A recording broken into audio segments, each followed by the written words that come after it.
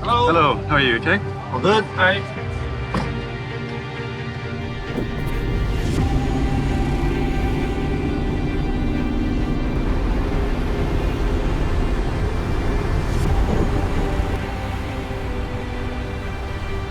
So you expect this World Cup to be your last, do you? Definitely yes, because I will be 41 years old, and I think will be the moment, and in the big competition, that to I don't know yet. As I told you before, I'm enjoying the moment.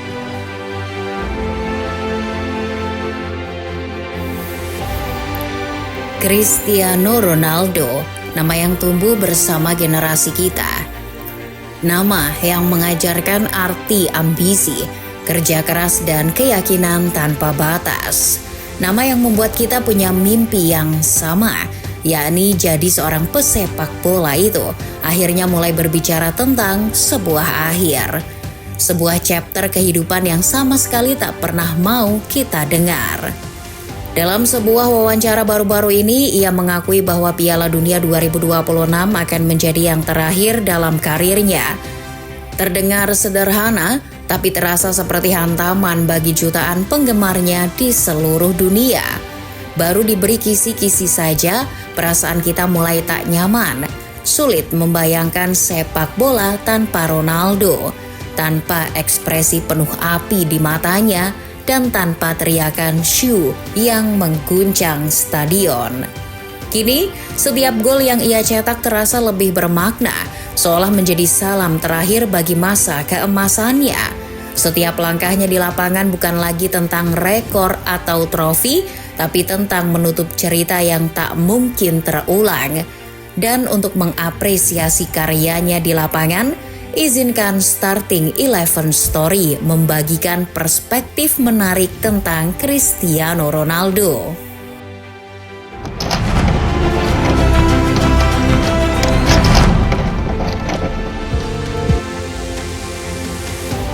Mungkin kalian tak sadar kalau Ronaldo kini sedang menjalani hidup keduanya. Ex-Manchester United ini seolah terlahir kembali di usia 30 tahun. Saat banyak pemain mulai menurunkan intensitas latihan, mengurangi ambisi, dan bersiap menghadapi masa senja, Ronaldo justru menyalakan mesin kehidupannya yang baru. Dan berikut adalah kisah Cristiano Ronaldo yang mengajarkan dunia bahwa kebesaran sejati bukan milik mereka yang muda dan cepat, melainkan mereka yang tak pernah berhenti berkembang.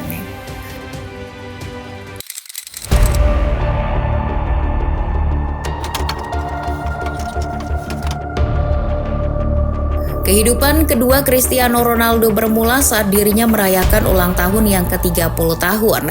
Seharusnya ini jadi pesta biasa, namun pesta yang dianggap sebagai pesta yang berlebihan dan kontroversial ini justru jadi checkpoint karir Ronaldo di industri sepak bola. Di suatu malam di bulan Februari tahun 2015, hanya beberapa jam setelah Madrid dihancurkan 0-4 oleh Atletico Madrid di derby ibu kota, Cristiano Ronaldo tetap melanjutkan rencana pesta ulang tahunnya di sebuah klub eksklusif di kawasan Pozuelo de Alarcón, Madrid. Pesta itu dihadiri beberapa rekan satu tim macam James Rodriguez, Marcelo hingga Luka Modric. Pestanya sih nggak masalah, tapi yang masalah adalah pengambilan waktunya. Kekalahan telak dari rival sekota membuat fans Madrid murka ketika foto-foto pesta itu bocor ke media sosial, menampilkan Ronaldo tersenyum, menari dan berfoto dengan para tamu. Gelombang kritik pun meledak. Publik menilai Ronaldo tidak menghormati klub dan supporter. Ia dianggap egois, seolah tidak peduli dengan kehancuran tim di lapangan. Dengan beredarnya foto itu, media-media Spanyol pun mulai menggorengnya. Mereka menulisnya dengan tajam, menyebut malam itu sebagai pesta di atas reruntuhan Bernabeu. Menurut beberapa sumber, kapten tim kala itu Iker Casillas pun kecewa. Ia tidak terkesan kepada keputusan Ronaldo yang memilih melanjutkan pestanya di tengah rasa kecewa yang menyelimuti usai kalah dari Atletico. Ruang ganti pun terpecah gara-gara pesta itu. Ada yang merasa acara itu tidak pantas, tapi ada pula yang meyakini bahwa acara tersebut wajar belaka.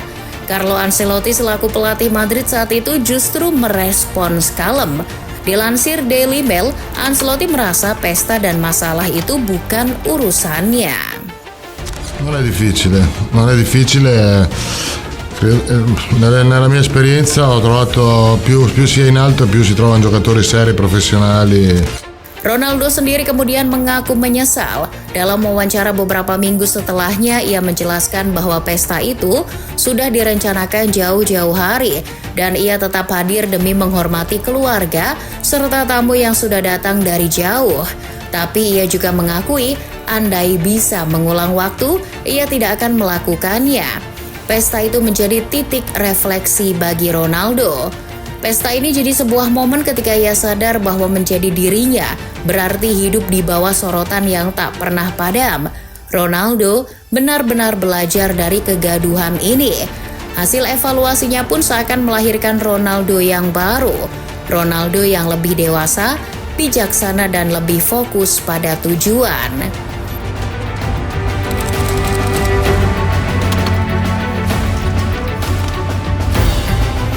Setelah dihujani kritik karena pesta ulang tahunnya yang dianggap tidak sensitif pasca kekalahan 0-4 dari Atletico Madrid, banyak yang memprediksi moral Ronaldo dan Real Madrid akan jatuh. Namun seperti biasanya, Ronaldo membalas semua kritik bukan dengan kata-kata, melainkan dengan prestasi. Hanya beberapa minggu setelah insiden itu, Ronaldo kembali menunjukkan sisi terliarnya di lapangan. Ia mencetak hat-trick ke gawang Sevilla, Espanyol dan Getafe, 5 gol dalam satu pertandingan melawan Granada dan terus menghujani gawang lawan dengan tembakan keras, gol indah dan sundulan mematikan. Pokoknya tanpa ampun hingga akhir musim. Total di musim 2014-15, Ronaldo mencatat 61 gol dalam 54 pertandingan di semua kompetisi. Itu jadi rekor pribadi tertingginya sepanjang karir. Selain itu, Ronaldo juga meraih beberapa gelar individu yang semakin meyakinkan bahwa ia tak goyah meski terus diterpa isu miring. Ia mengakhiri La Liga sebagai top skor dengan 45 gol, unggul 5 gol dari Lionel Messi, pesaing abadinya, dan memastikan dirinya meraih trofi Pichichi untuk ketiga kalinya. Namun, Ronaldo tidak berhenti di situ. Ketajamannya menembus batas Eropa. Di Liga Champions, ia kembali berdiri di puncak daftar pencetak gol dengan 10 gol, meski Real Madrid gagal mempertahankan gelar. Dengan torehan itu, ia juga menggondol European Golden Shoe 2015, penghargaan sepatu emas keempat dalam karirnya. Kerja keras dan konsistensinya ditutup dengan penghargaan Footballer of the Year. Bukti bahwa bahkan di tengah tekanan, Ronaldo tetap berada di level yang tak terjangkau. Sayangnya, Real Madrid mengakhiri musim tanpa trofi. Mereka cuma meraih Piala Super Eropa di awal musim.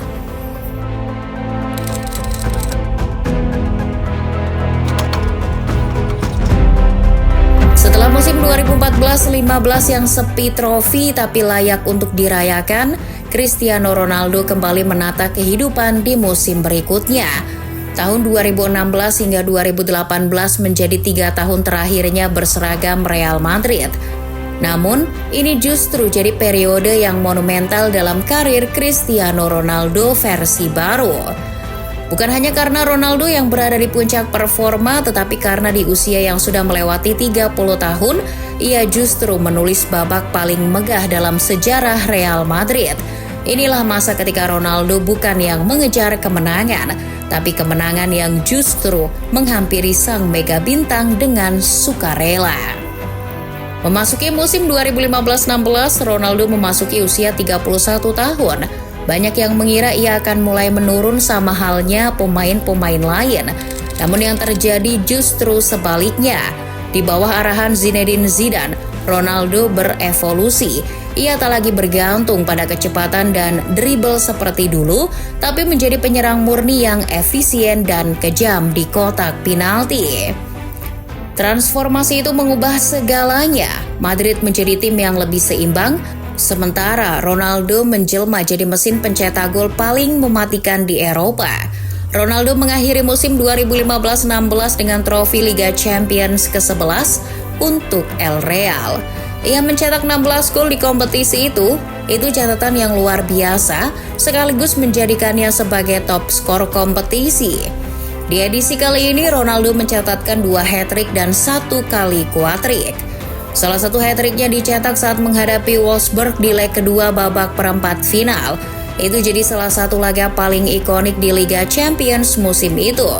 Bagaimana tidak, malam itu jadi sebuah malam yang benar-benar memperlihatkan bagaimana Ronaldo menggendong Los Blancos sendirian setelah timnya kalah 2-0 di leg pertama. Situasinya berat, atmosfer memanas, media menjadikan Ronaldo sebagai sasaran kritik. Tapi di Santiago Bernabeu, Ronaldo mengubah semuanya dalam 17 menit pertama. 2 gol kilat membuat skor agregat jadi imbang 2-2 dan seluruh stadion meledak. Ronaldo memberikan nyawa tambahan hanya dalam 2 serangan yang dimaksimalkan. Saat tim butuh 1 gol lagi untuk lolos, Ronaldo mencetak gol ketiga menit 77 lewat tendangan bebas. Itu gol penuh emosi sekaligus menakjubkan. Gol itu yang menunjukkan kelasnya sebagai pemimpin dan pemain bintang. Zinedine Zidane selaku pelatih pun sampai bingung mau memuji apa. Tak ada kata yang tepat untuk menggambarkan performa menakjubkan Ronaldo malam itu. Tanpa malam ajaib di Santiago Bernabeu itu, Real Madrid tidak akan lolos ke semifinal, lalu tidak akan mencapai final dan tidak akan menjuarai Liga Champions ke-11. Madrid berhutang budi pada pemain Portugal itu. Performa apik Ronaldo tak berhenti di situ, hanya berjarak beberapa minggu Ronaldo kembali mencetak sejarah bersama timnas Portugal. Ronaldo memimpin skuad Portugal di Euro 2016. Kisah di kompetisi ini ditulis dengan darah, air mata, dan keteguhan hati Ronaldo. Bukan turnamen yang sempurna, bukan perjalanan penuh kemenangan besar. Ini justru sebaliknya. Portugal tampil terseok-seok, dikritik, diremehkan, dan bahkan diejek. Namun dari semua kekacauan itu, Ronaldo justru memimpin bangsanya menuju kejayaan. Portugal datang ke Euro 2016 tanpa dianggap sebagai favorit. Banyak yang bilang generasi ini tidak cukup kuat. Laga-laga di fase grup justru hanya menambah tekanan bagi Ronaldo. Tanpa kemenangan di fase gugur, Ronaldo membawa Portugal lolos ke fase gugur melalui peringkat 3 terbaik. Lahir dari rasa sakit di fase grup, Cristiano Ronaldo lagi-lagi jadi penabuh genderang semangat tim nasional Portugal. Di setiap detik krusial dirinya hadir untuk menjaga ritme dan momentum baik. Dan di semifinal melawan Wales, ia mencetak salah satu gol paling ikoniknya. Tandukan sambil melayang yang membuat seluruh fans yang datang merinding. Saat itu Portugal seperti menemukan identitasnya. Tim asuhan Fernando Santos memang tidak selalu indah, tetapi tidak bisa dihancurkan. 10 Juli 2016, Portugal tiba di final, dimainkan di Stade de France di hadapan lebih dari 70.000 penonton. Ronaldo dan kolega harus menghadapi tim tuan rumah Prancis. Dari menit pertama, pertandingan ini memang sudah terasa berat. Namun tidak ada yang menduga tragedi akan datang begitu cepat. Belum setengah jam berjalan, lutut Ronaldo dihantam keras oleh Dimitri Payet. Ia jatuh, bangkit, mencoba berlari, tapi jatuh lagi. Sorot kamera menangkap matanya yang mulai berlinang air mata. Ronaldo menangis bukan karena sakit di kakinya, tetapi karena ketakutan bahwa mimpinya untuk mengangkat trofi bersama negaranya akan direnggut. Ia memaksa ingin melanjutkan permainan, tapi tubuhnya enggan berkompromi. Ronaldo pun akhirnya menyerah dan ditandu keluar. Ini jadi laga terpanjang bagi Ronaldo. Ia hanya bisa berteriak dari pinggir lapangan tanpa bisa berbuat apa-apa. Euro 2016 mengajarkan dunia bahwa kepemimpinan tidak selalu harus dibuktikan dengan gol. Kadang kepemimpinan justru muncul ketika seseorang berdiri dengan tubuh yang rusak, tetapi hati yang tetap membara. Di akhir laga, Eder menyelamatkan wajah Portugal. 1 golnya membawa Portugal meraih gelar juara Euro 2016. Bagi Ronaldo itu bukan sekedar trofi, itu adalah mahkota dari seluruh hidupnya.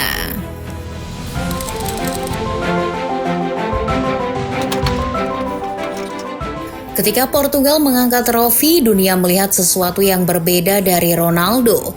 Bukan hanya kekuatan, gol, atau statistiknya, tetapi kedewasaan dan kepemimpinan yang melampaui batas seorang pemain.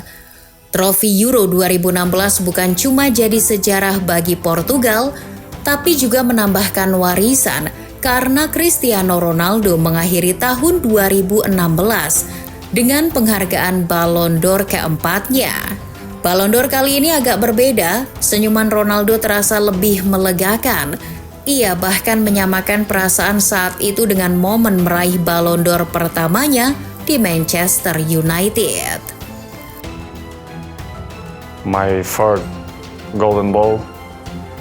The emotion is like the first one. It's the dreaming come true again. Tapi ini belum akhir. Dalam 2 tahun berikutnya makin gila lagi. Ronaldo menua layaknya wine. Makin tua justru makin mahal rasanya. Musim 2016-17 Ronaldo dan Real Madrid berubah jadi mesin penghancur. Siapapun lawannya, mereka libas. Dan Ronaldo memainkan musim Eropa yang luar biasa. Ia sengaja mengurangi menit bermain di Liga agar lebih segar untuk Liga Champions. Dan taktik itu bekerja sempurna. Ronaldo mencetak 5 gol dalam 2 pertandingan menghadapi Bayern Munchen. 3 gol ke gawang Atletico Madrid saat mereka bertemu di semifinal dan 2 gol ke gawang Gianluigi Buffon di final. Dengan kemenangan 4-1 atas Juventus di Cardiff ini menjadikan penegasan bahwa Madrid bukan hanya juara, mereka sedang membangun dinasti di Liga Champions. Dan Ronaldo dengan 12 gol kembali menjadi top skor kompetisi.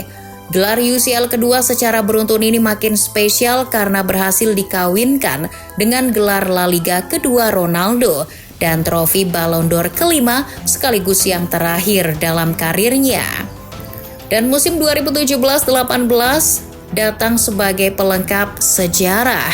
Ronaldo membantu Real Madrid asuhan Zinedine Zidane mencatat hat-trick Liga Champions. Di Liga, mungkin Ronaldo mulai kurang stabil. Ia memainkan pertandingan lebih sedikit dari musim lalu. Tapi di UCL, Ronaldo menjelma jadi sebuah fenomena yang sulit dijelaskan oleh akal sehat manusia. Ya, tahun inilah Ronaldo rambut mie itu lahir. Ronaldo mencetak gol di 10 laga beruntun, termasuk gol salto yang tak masuk akal ke gawang Juventus. Gol yang membuat seluruh Allianz Stadium berdiri memberi tepuk tangan termasuk para fans lawan. Tapi Ronaldo berhenti mencetak gol di semifinal saat menghadapi Bayern Munchen. Meski begitu, Madrid tetap melaju ke final untuk menantang Liverpool. Final di Kiev itu menjadi momen puncak. Real Madrid memenangkan Liga Champions ketiga secara beruntun, sesuatu yang belum pernah terjadi di era modern. Meskipun malam itu lebih dikenang karena gol Gareth Bale dan blunder Loris Karius, semua orang tahu dinasti itu tidak mungkin hadir tanpa Cristiano Ronaldo.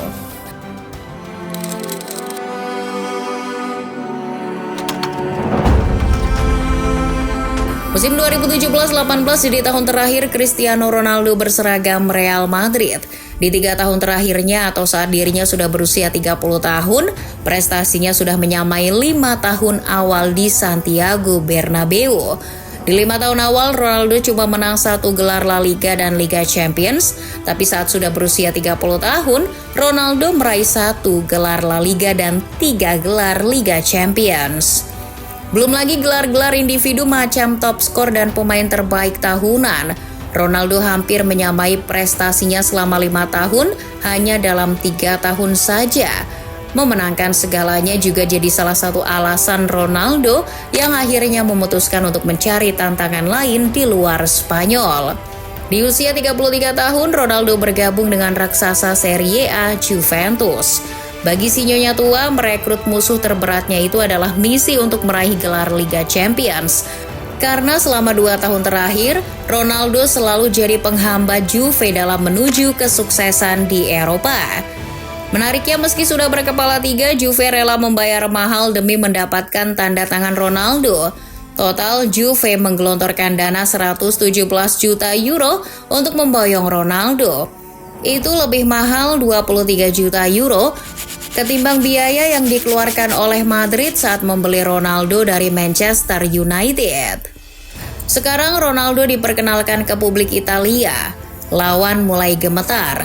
Liga yang identik dengan pertahanan besi, kini kedatangan predator paling haus gol di dunia. Banyak yang masih bertanya-tanya apakah di usianya yang ke-33, Ronaldo masih bisa mendominasi. Dan jawabannya pun datang lebih cepat daripada yang dibayangkan. Di 3 laga awal Serie A, Ronaldo memang kesulitan. Ia tak kunjung mencetak gol. Gol pertamanya baru hadir di laga keempat saat menghadapi Sassuolo. Bukan cuma 1, Ronaldo langsung mencetak 2 sekaligus. Dan mulai hari itu, Ronaldo tak henti-hentinya menghujani gawang lawan dengan gol. Ronaldo menutup musim perdananya dengan 28 gol dan membawa Juventus menjuarai Serie A. Ronaldo menjadi pemain pertama dalam sejarah yang menjuarai liga di Inggris, Spanyol, dan Italia. Momen paling tak terlupakan di musim 2018-19 adalah perang dinginnya dengan Diego Simeone di Liga Champions. Setelah Juventus tertinggal 2 gol dari Atletico Madrid di leg pertama babak 16 besar, Simeone menabuh genderang perang dengan selebrasi tak senonohnya. Itu gestur yang kasar, tak seharusnya muncul di pinggir lapangan. Kekalahan ini sempat menyulut emosi Ronaldo, terutama setelah wartawan menghujamnya dengan pertanyaan-pertanyaan tak perlu. Dan benar saja, di leg kedua Ronaldo tanpa basa-basi menghancurkan Atletico. Benar-benar sendirian, Atletico tumbang di babak 16 besar berkat hat-trick luar biasa Ronaldo. Tak lupa, putra daerah Madeira itu membalas gestur tak senonoh milik Diego Simeone, tepat di hadapan puluhan ribu fans Atletico yang bertandang ke markas Juve. Musim keduanya, Ronaldo melanjutkan revolusinya. Maurizio Sarri datang dengan sepak bola yang berbeda, tetapi Ronaldo tetap menjadi pusat gravitasi Juventus. Ia mencetak 37 gol di semua kompetisi, rekor baru untuk satu musim dalam sejarah klub, dan Juventus kembali menjuarai Serie A 2019-2020. Sedangkan musim ketiga dan terakhir bagi Ronaldo jadi yang paling sulit secara kolektif. Andrea Pirlo memimpin tim dengan eksperimen taktik dan hasil yang tidak stabil. Namun di tengah kekacauan itu, Ronaldo tampil sebagai penyelamat. Ia menutup musim dengan 29 gol Serie A, menjadi capocannoniere alias top skor liga, mengalahkan Romelu Lukaku, Ciro Immobile, hingga Zlatan Ibrahimovic.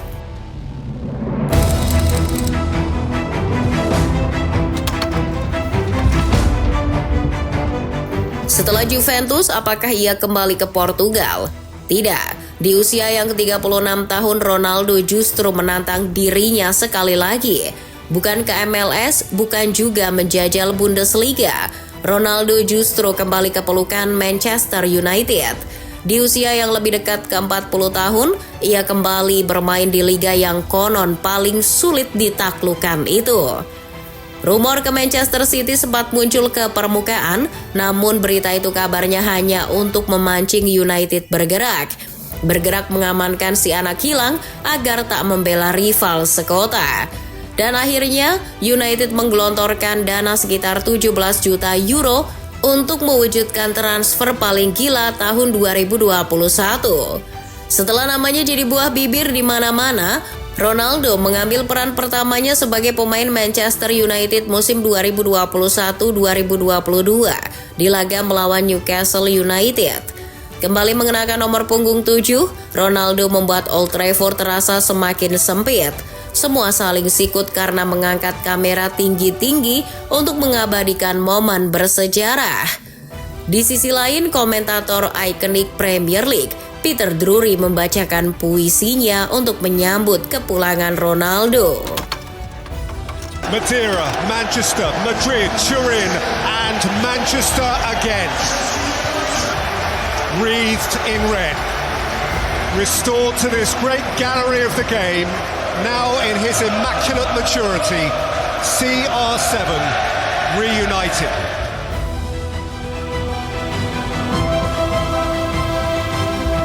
Tapi Manchester United saat itu sudah berbeda. Jauh dari apa yang dibayangkan Ronaldo. Di bawah Ole Gunnar Solskjaer, Manchester United berjalan tanpa arah.